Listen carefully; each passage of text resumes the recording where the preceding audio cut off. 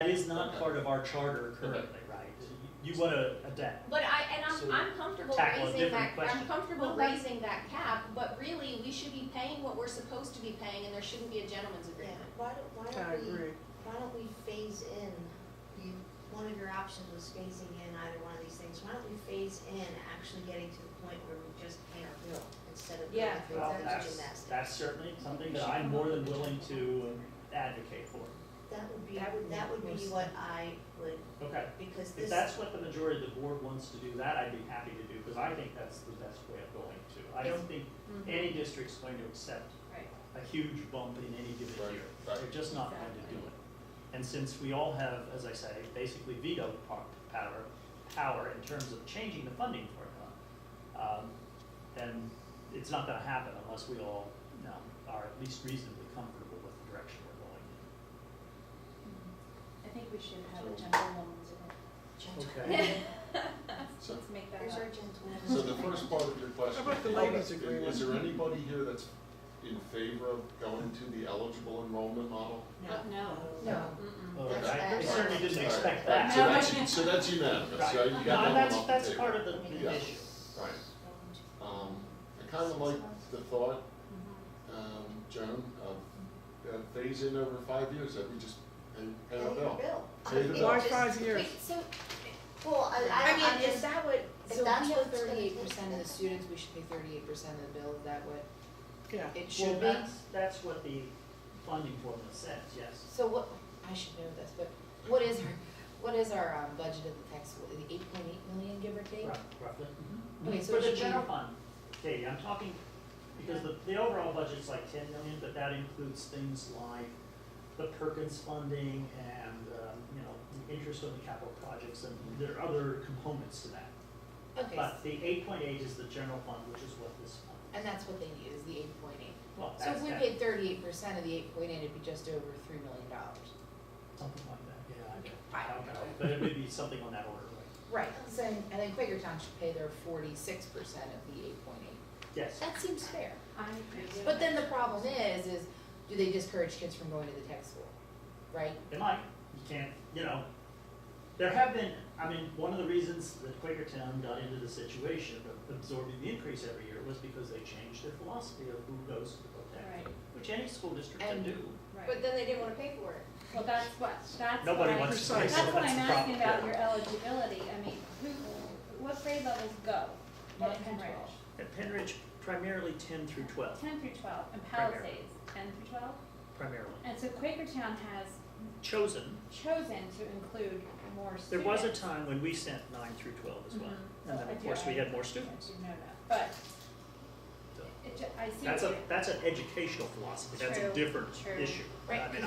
It's related, but it's a different issue, right? I think it does But a lot of contribute them to start in it. 9th grade, right? A lot of our students start in 9th grade. I would not say a lot, there are students But who they do. can. They can, they can. Because we got rid of our career choices program, and Yes. you go in and you Yes. check out the different ones. Where you basically sample a lot of different Mhm. programs to try to decide where you, that we decided against. can I ask a question? So Quakertown's jump would be $800,000 in this 1 year. If it were to be done, But once they make that jump, then in subsequent years, they wouldn't see another, is it? oh no, it wouldn't be Right. 800, well, not unless their enrollment So- changed dramatically, and that's not Well, gonna happen. yeah, okay, so that's why I would, No, it's- I would it's be a- okay with them it's a phasing it in to ease them one-time into it, but then, Dislocation, if you will, yeah, okay. for all three schools. If we do that much. Give them a little bit of time to get themselves ready 2 years. to pay.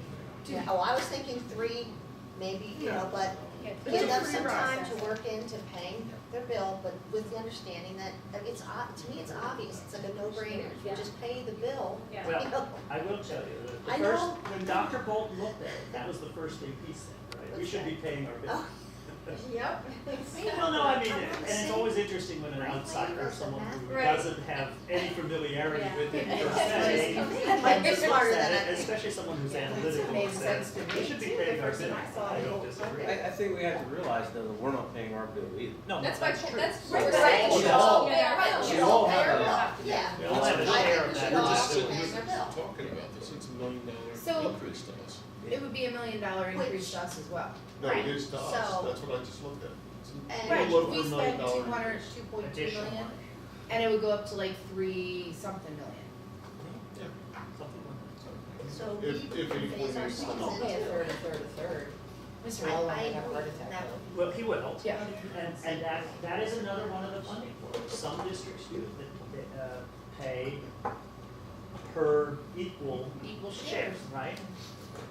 Not something Palisades will want to do, but No. which benefits Two of us, the and would rewards, benefit, right? would benefit To Quicken me, Loans. it's like, you know, with assessment of housing, where I used to live, it was rolling assessment.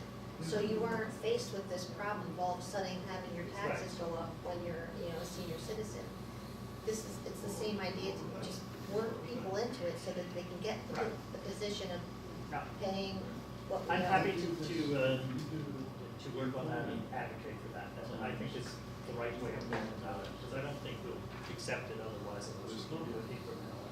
No, I think it's just gonna be a problem after year after year after year. And we'll be paying for Quaker Town students, and then, that's not fair to our taxpayers. No, it's it's not. I totally agree that it's not fair to our And taxpayers. I like the tax. They told us that. The general Right. fund budget, 8.8 million roughly, give or take a couple hundred thousand. Maybe another one, so the tax school, they don't. Yeah. Well, I'm supporting tax school. You gotta pay Actually your support share. the tax school.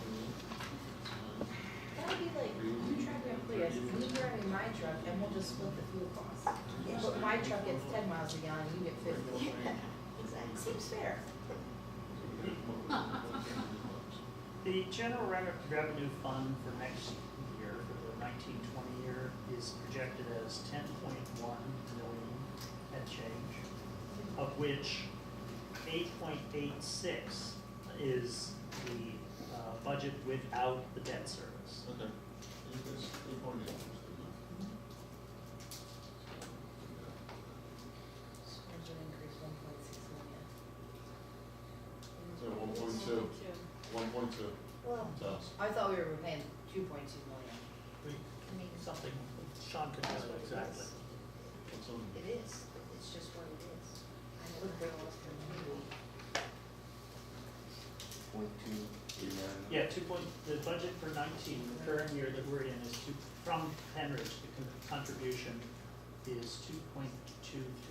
Everybody's gonna go Palisades. Quaker Towns is 3.032, and Palisades is the 752,000. Right.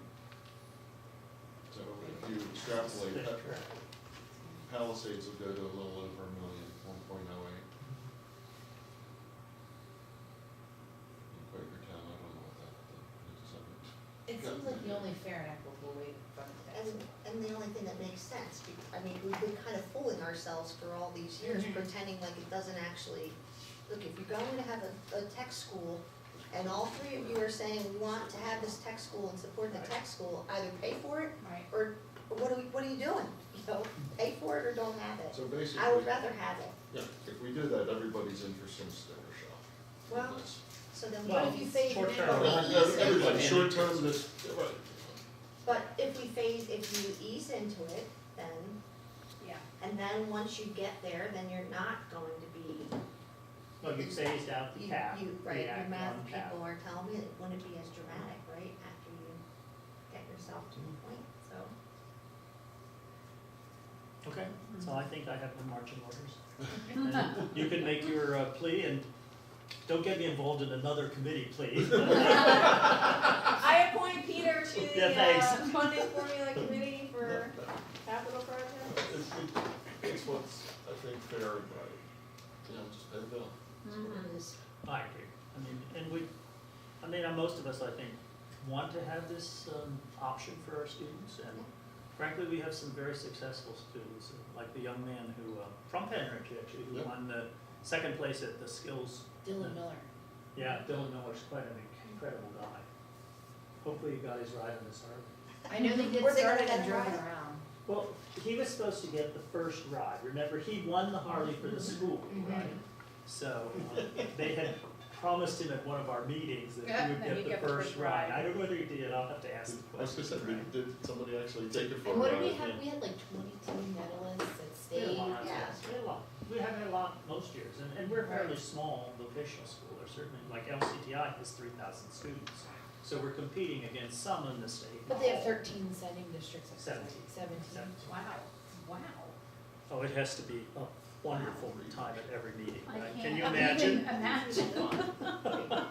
And having districts like Allentown and Catasauqua, and Whitehall, and Lower Saucon, and all sorts of different districts, right? Talk about diversity, right? Wow, yeah. That's diversity. East And it's Bend, something that. you've got the whole collection there. Yeah. Yeah, so. The other options, Did we don't have.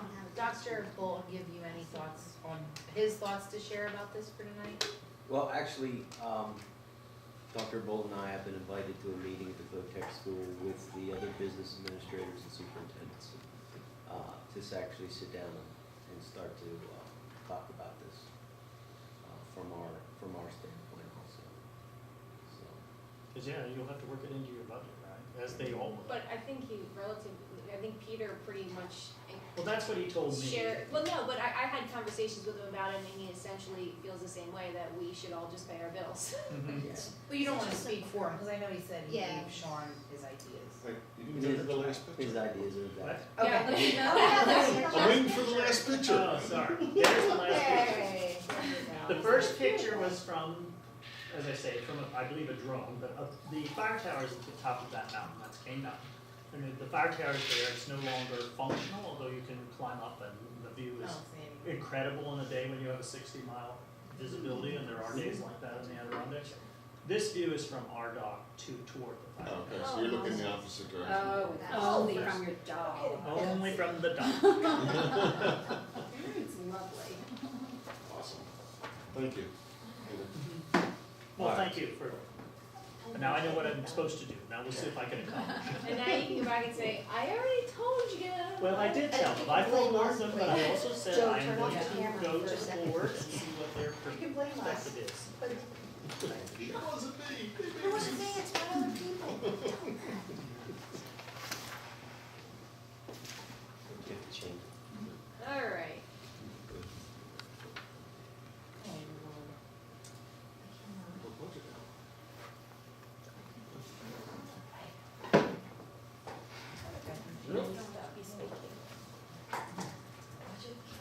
Well, we still have another meeting. It's a bunch of obsolete stuff though. All right, so I just wanted to spend a couple minutes with you tonight to just kind of get started talking about the budget. I'm not gonna get deep tonight. I know you guys have already sat here for an hour and a half. Just a few slides. I just wanna get your minds started to think about it, let you know where we're at right now, and then where we're gonna go in the future, okay? So, we're gonna talk about how did we end the 17-18 fiscal year, kind of a follow-up to what Amanda showed you. Use of the 17-18 positive budget variance. Amanda did talk about that a little bit too. I'm gonna show you capital projects, show you that out over the time frame of our capital project listing of what our numbers look like. With the inclusion of the air conditioning project and some assumptions for future growth in our budget, okay? So revenues, budgeted revenues, budgeted, and actual revenues with positive variance about 2.4 million, 1.81% budget variance in the revenues. And you remember, we say we want to be within 2% on a variance. So we were within that on the revenues this year, we're getting better. Expenses, budget 133 million, we were about $1.8 million variance. So that variance was a little bit less, it was 1.4% variance on the expenditure side. Again, these are good variances though. Expenditures came in less than budget, revenues came in above budget. If we go the other way, then we have a problem. Then we're starting to do negative things like we're doing, that are happening with the excess revenues over budget. It's basically the two variances. It's actually total actual revenues minus total actual expenditures. That's your excess of revenues over expenditures. That's where the $3.9 million comes from. And that is about 2.95% of the actual expenditure budget, what our variance is. Okay? Our 16-17 fund balances, and now we have our 17-18 fund balances. And you can see there in 17-18, we really didn't have any impact on the fund balances, except unassigned went down a little bit, and the assignment for the budget balance went up a little bit because our budget deficit went up a little bit, a couple $100,000.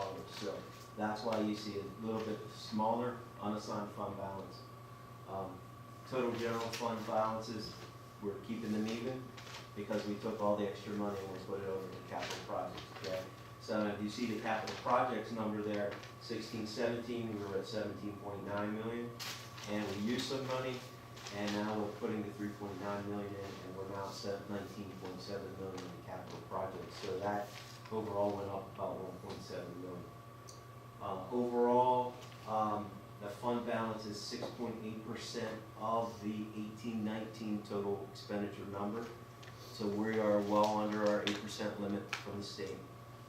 Okay, and Amanda had talked about a 7%, a little above 7%, and that will be based on the 16 or the 17-18 budget. I'm showing you compared to the 18-19 budget, which is the budget we're not working with. Okay. So talk about our capital projects philosophy. So our philosophy here is to fund capital projects without having to borrow money. In order to do that, we need to budget as accurately as possible, but also conservatively, so that we do have extra funds. Those extra funds then are transferred to capital projects fund. What we want to do is fund that capital projects without borrowing, and not put additional debt service in the budget, so that in the general fund budget, we have the ability to pay for those things that we're required to pay for, things that like the PETA increases, or things that contractual increases of cost. So those costs would eat up our increase in our budget, rather than additional borrowing and additional debt service payments. So that's the theory of how to fund that we've been living on, to try to fund our capital projects. The district hasn't borrowed additional money since, I think, 2014, and that was for a number of different projects throughout the district. Since then, all the work we've done in the summer times has all been with money that we funded through this process.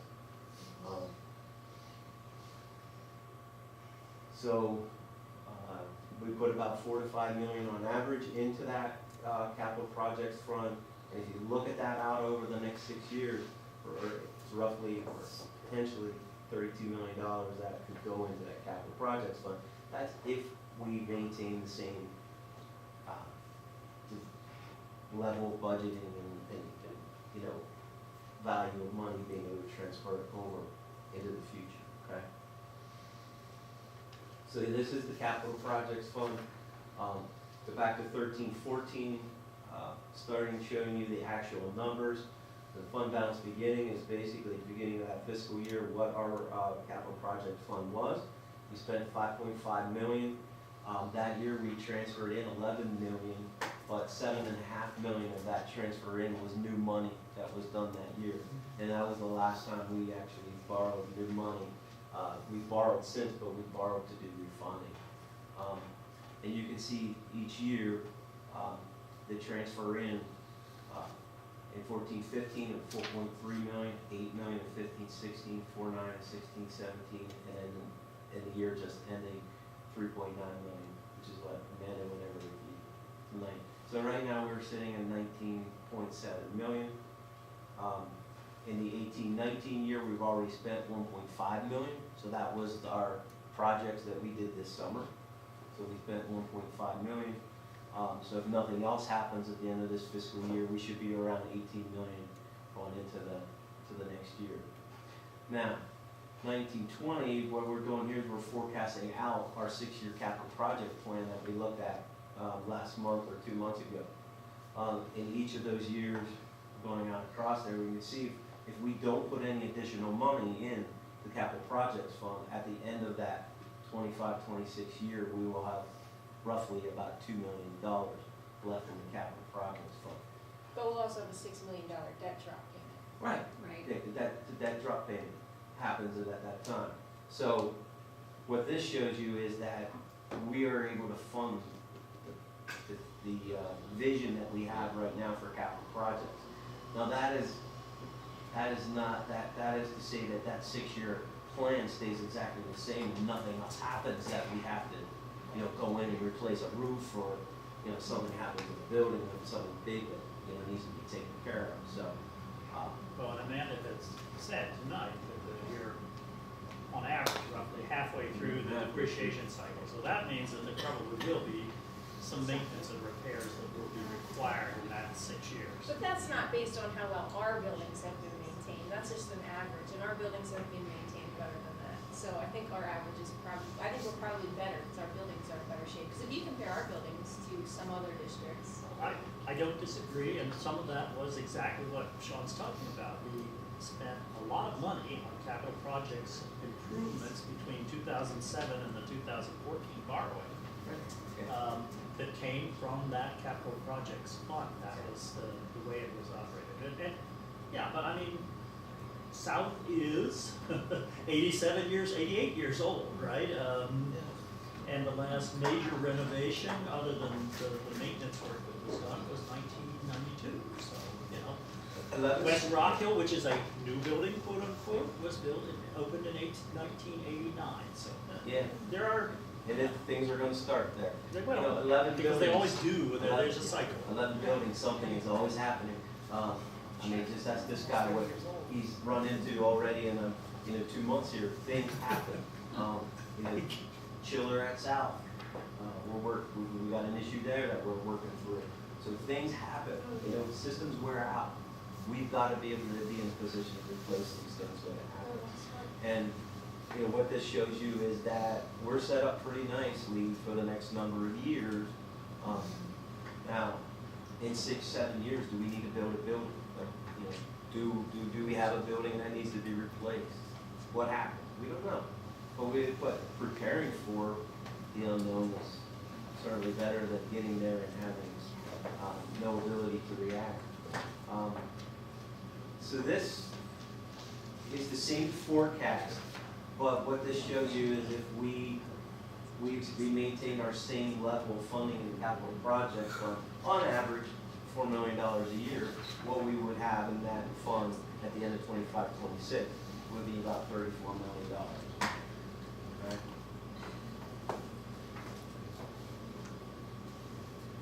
So jumping over into 1920 budget, Act 1 base index, as we know, is 2.3%. We're not going for any exceptions. We did the Act 1 resolution. So what that allows us is about roughly 1.9 million of additional revenue if we had to do a tax increase. So that's what the index would generate. So budget assumptions, looking at our biggest costs for sure are salaries and benefits. So right now we know 1920 in the Act 93 contract that's in place, we have about 2.5% salary increase there. Miscellaneous is to be determined. That usually follows the Act 1 index, but that is to be determined each year. Teachers 2.69, that's the gross, that's just the salary number, but there are offsetting numbers that we'll work into the budget from the negotiating process and from the benefits side. And then the support is negotiating. We'll start the negotiating in January, so we'll be budgeting an estimate for those folks. Teachers are currently under a 5-year contract. That's by far our biggest salary number.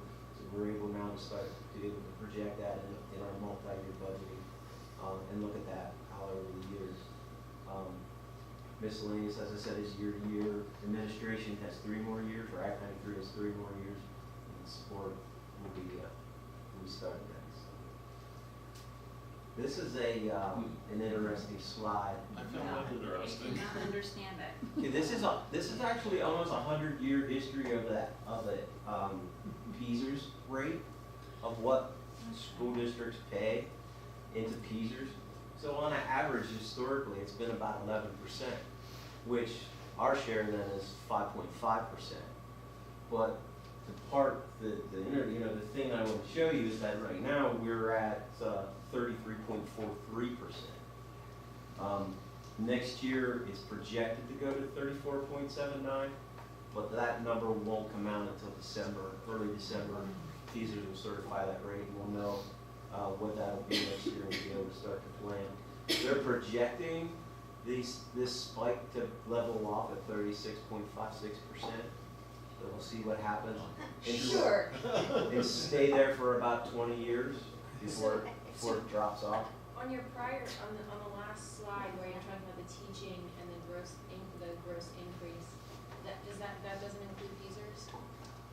That's, Salary. that's the salary. Salary. But that's not the numbers that we saw, so I'm confused by the numbers. Yeah, that's the calculation of the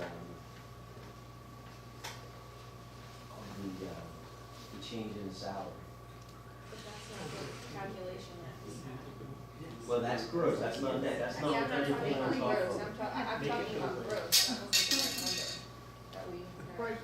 Can't I'll take go them back to anywhere, the- right? It's the I we've pulled said. somewhere right Yeah. out of it. We use our fingers, we're Spreadsheet.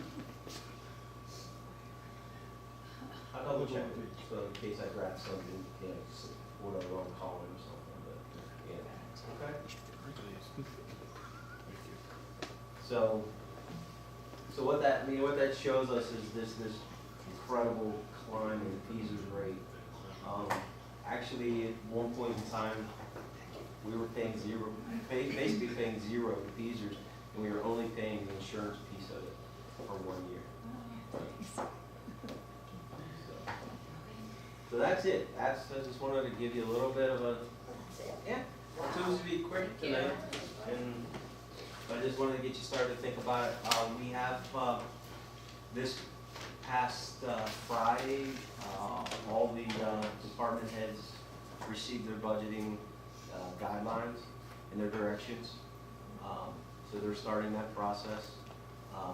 Their budgets are due first week or so of January.